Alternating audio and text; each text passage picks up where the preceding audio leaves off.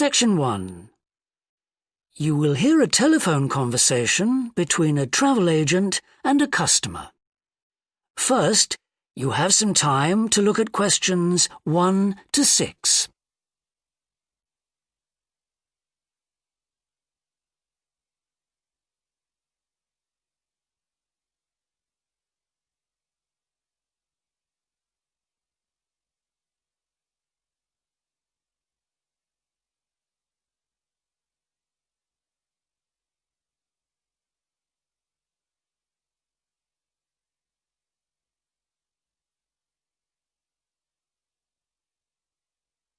You will see that there is an example that has been done for you. On this occasion only, the conversation relating to this will be played first. Good morning, World Tours. My name is Jamie. How can I help you?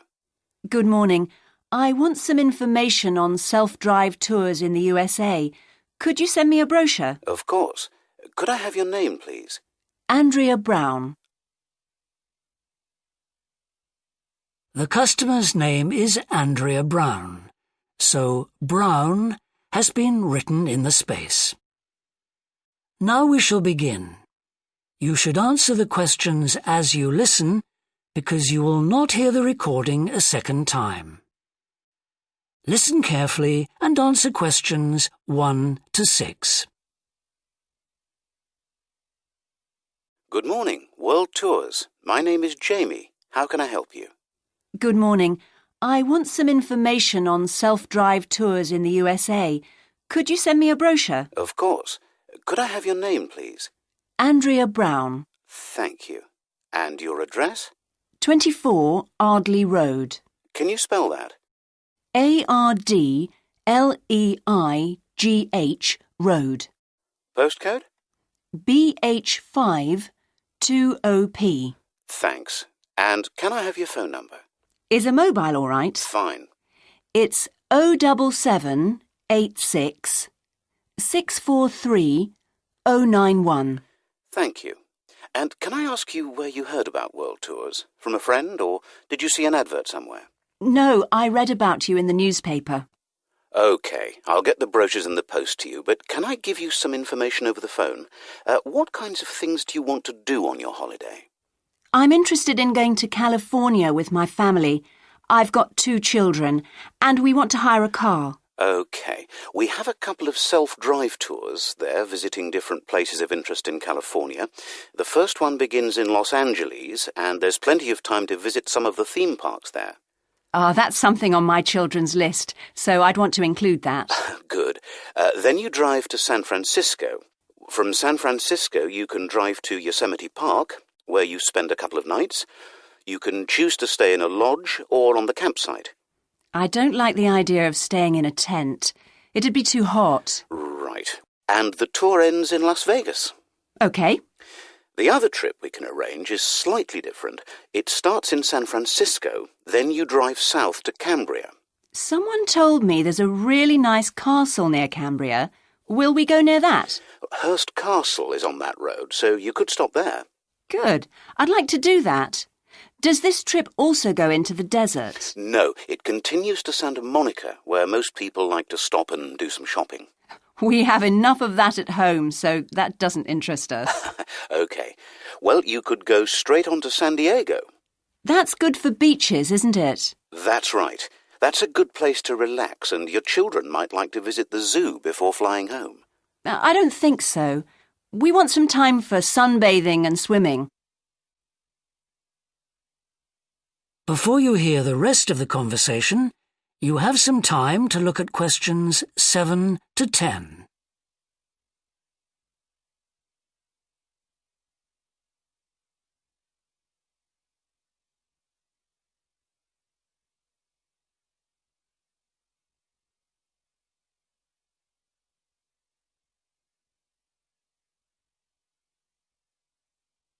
Now listen and answer questions 7 to 10. So, how many days are the trips and how much do they cost? The first one I told you about is a self-drive tour through California, which lasts 12 days and covers 2,020 kilometres. The shortest journey is 206 kilometres, and the longest is 632 kilometres. The cost is £525 per person. That includes accommodation, car rental, and a flight, but no meals. OK. And the other trip? That lasts 9 days, but you spend only 3 days on the road. You cover about 980 kilometres altogether. So is that cheaper then? Yes, it's almost £100 cheaper. It's £429 per person, which is a good deal. So that covers accommodation and car hire. What about flights? They aren't included, but these hotels offer dinner in the price. OK. Well, thank you very much. I'll be in touch when I've had a chance to look at the brochure. I'm pleased to help. Goodbye. Goodbye.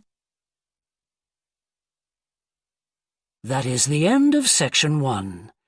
You now have half a minute to check your answers.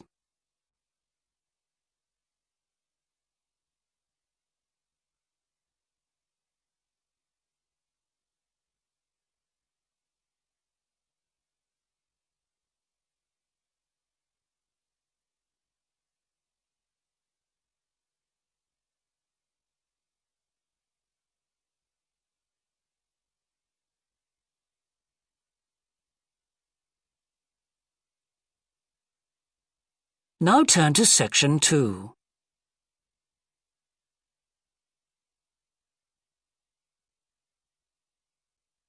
Section 2. You will hear a fitness manager of a leisure club talking to some new members. First, you have some time to look at questions 11 and 12.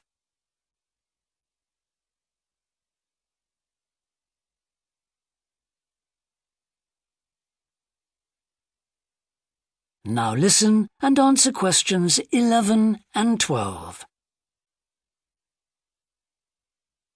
On behalf of LP Clubs, I'd like to welcome you all here today. My name's Sandy Fisher, and I'm one of the fitness managers here. Before we start our tour of the club, I'll just run through some basic information about the facilities we have here, including recent improvements, and explain the types of membership available. Our greatest asset is probably our swimming pool, which at 25 metres isn't Olympic-sized, but now we've expanded it to 8 lanes, it's much wider. This means there are rarely more than a couple of people at a time in each lane. Unfortunately, there isn't space for an outdoor pool here, but the glass roof on the swimming pool is partly retractable, which means you can enjoy something of the open-air experience on warmer days. Our recently refurbished fitness suite has all the latest exercise equipment, including 10 new running machines and a wide range of weight training machines. Each member is given full training in how to operate the equipment, and there is always a trainer on duty to offer help and advice. Although we do have adult-only times after 6 and at certain times at weekends, children are well catered for. Older children continue to benefit from a wide range of tuition, anything from trampolining to yoga. Before you hear the rest of the talk, you have some time to look at questions 13 to 20.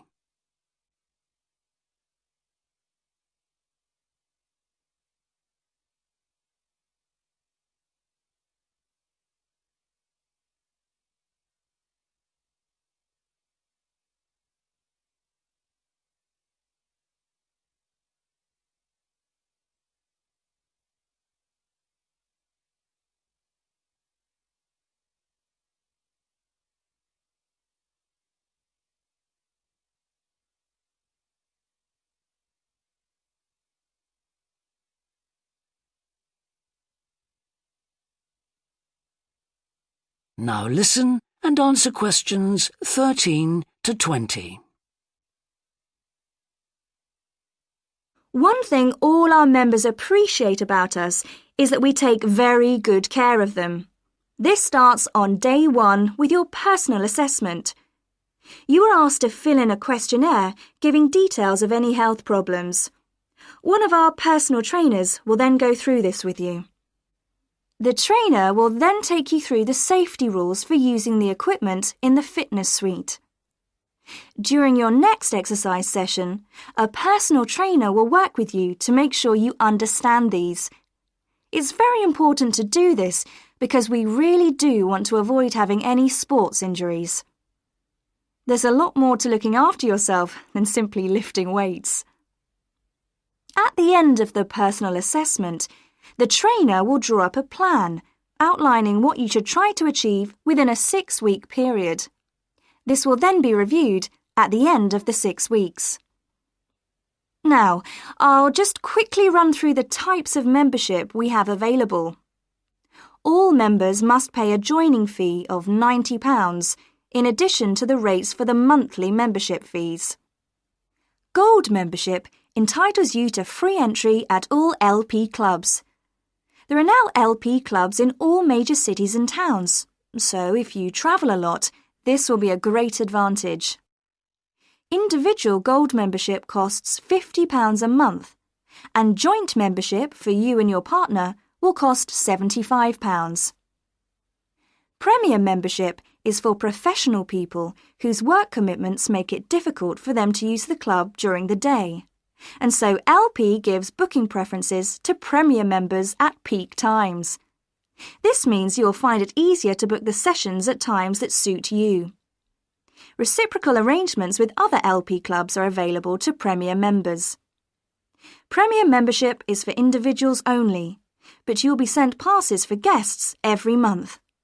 The monthly fee is £65. You don't have to have any special clothes or equipment when you visit the club.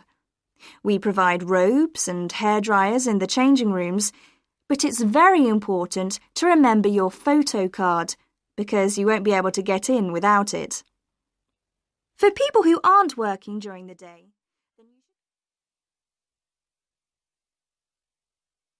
That is the end of section 2. You now have half a minute to check your answers.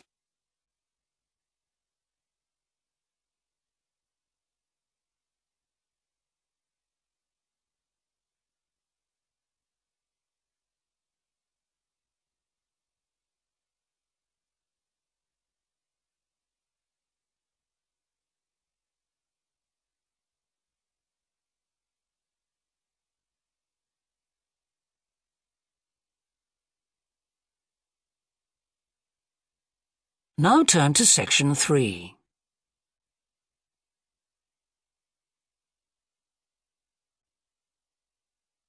Section 3. You will hear a student called John talking to a professor about a design competition he is entering. First, you have some time to look at questions 21 to 25.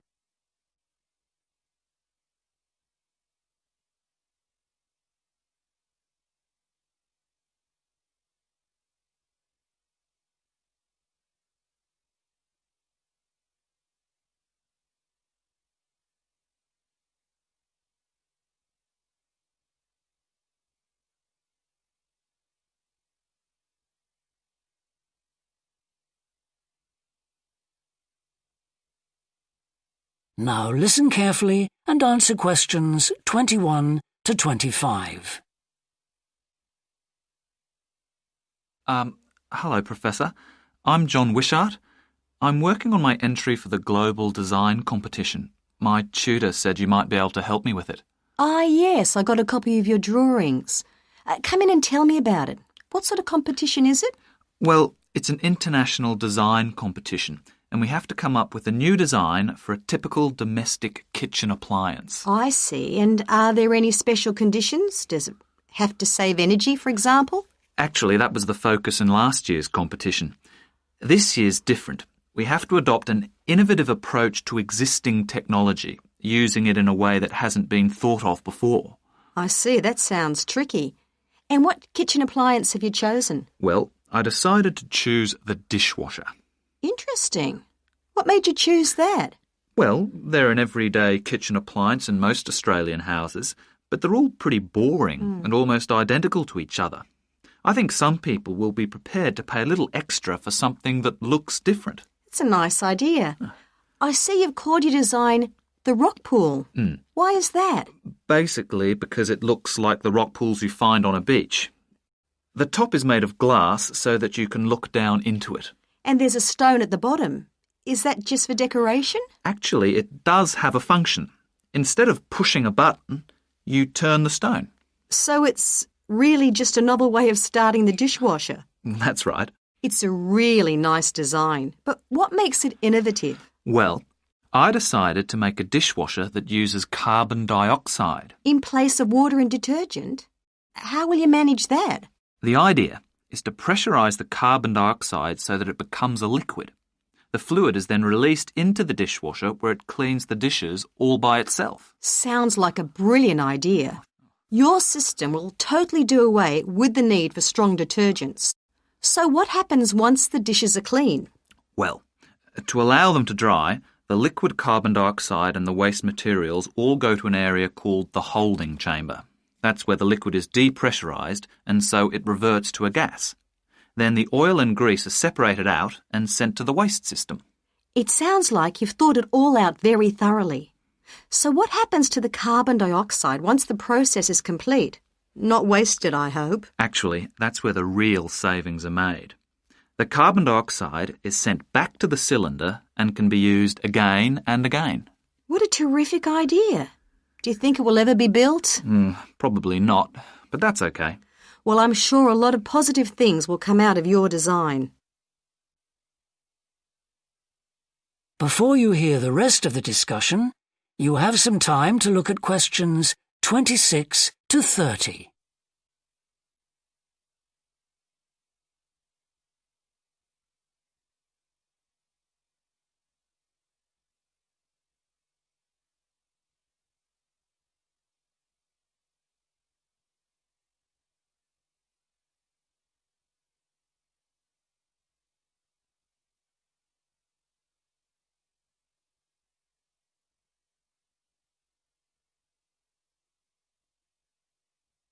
Now listen and answer questions 26 to 30.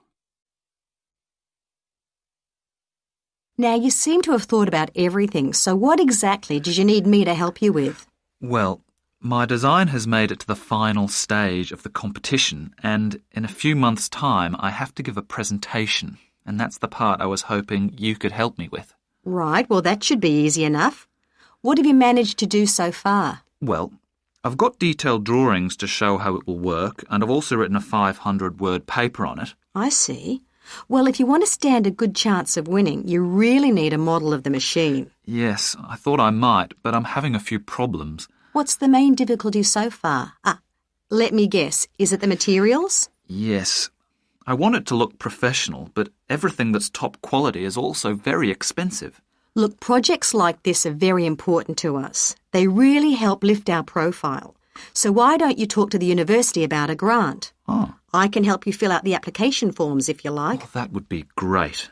You'd better show me this paper you've written as well. For a global competition such as this, you need to make sure the technical details you've given are accurate and thorough. Oh, that would be a great help. Is there anything else I can do? Well, I'm really nervous. That is the end of section 3. You now have half a minute to check your answers.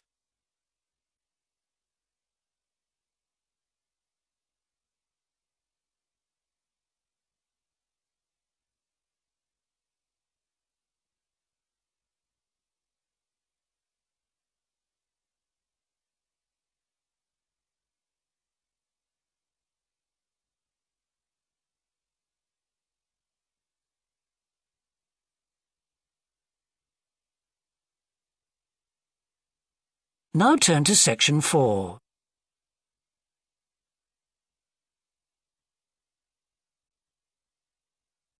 Section 4.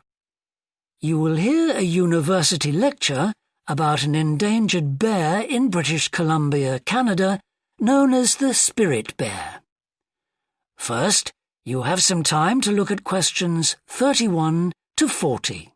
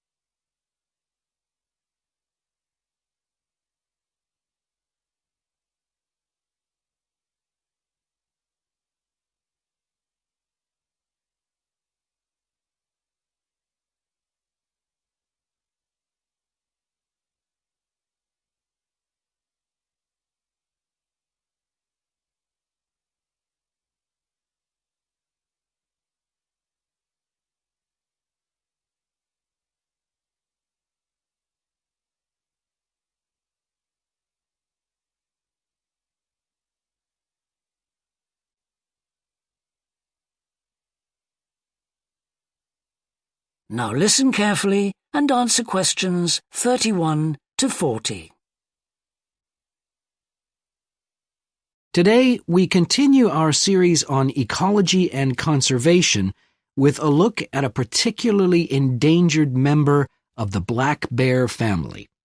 1 in 10 black bears is actually born with a white coat, which is the result of a special gene that surfaces in a few. Local people have named it the spirit bear, and according to the legends of these communities, its snowy fur brings with it a special power. Because of this, it has always been highly regarded by them, so much that they do not speak of seeing it to anyone else. It is their way of protecting it when strangers visit the area. The white bear's habitat is quite interesting. The bear's strong relationship with the old-growth rainforest is a complex one.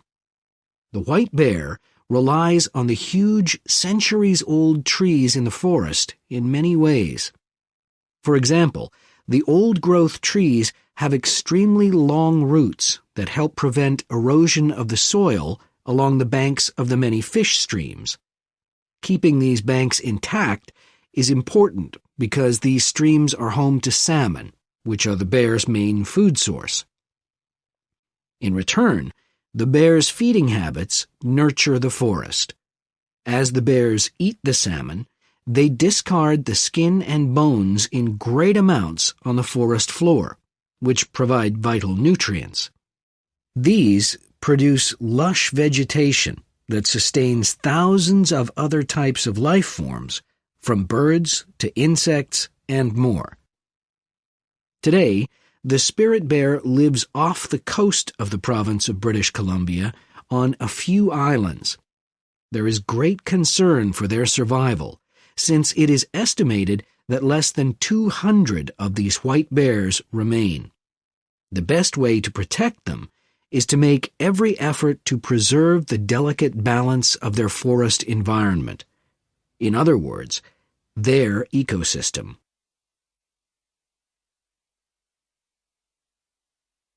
The greatest threat to the bear's existence is the loss of its habitat. Over many years, logging companies have stripped the land by cutting down a large number of trees. In addition, they have built roads which have fractured the areas where the bear usually feeds, and many hibernation sites have also been lost. The logging of the trees along the streams has damaged the places where the bears fish. To make matters worse, the number of salmon in those streams is declining because there is no legal limit on fishing at the moment. All these influences have a negative impact on the spirit bear's very existence, which is made all the more fragile by the fact that reproduction among these bears has always been disappointingly low.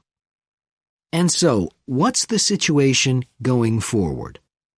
Community organizations, environmental groups, and the British Columbia government are now working together on the problem. The government is now requiring logging companies to adopt a better logging method, which is a positive step. However, these measures alone may not be sufficient to ensure a healthy population of the spirit bear in the future.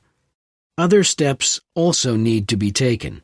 While it is important to maintain the spirit bear's habitat, there also needs to be more emphasis on its expansion. The move is justified as it will also create space for other bears that are losing their homes to damage. That is the end of section 4. You now have half a minute to check your answers.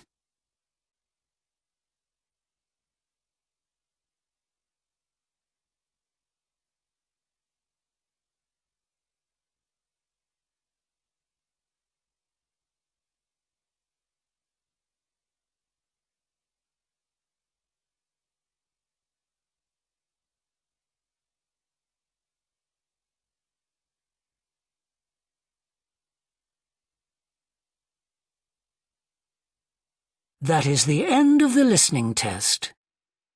In the Ielts test, you would now have 10 minutes to transfer your answers to the answer sheet.